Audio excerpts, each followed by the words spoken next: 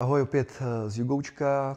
Tentokrát jsme tady pro vás připravili OLEDový displej.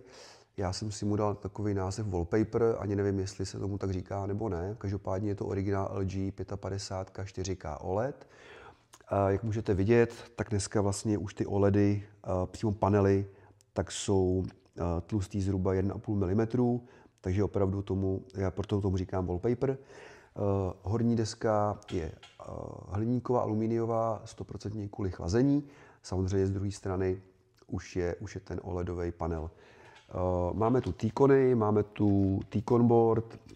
Základ je samozřejmě správně připojit, opatrně. T-Cony se dají libovolně ohýbat, takže pokud potřebujete ten displej jenom třeba řeknu aplikovat na sklo a schovat bordy všechno někam do podledu nebo do nějakého stojanu, tak není problém. Displej je relativně flexibilní, samozřejmě velice opatrně, takže dá se i jako lehce třeba ohnout. Za mě obrovská výhoda je v tom designu, nicméně, jak jsme říkali i minule, vždycky k tomu mít AD board s funkcí brushingu.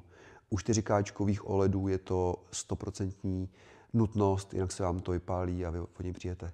Tak díky a zase příště u té technologie.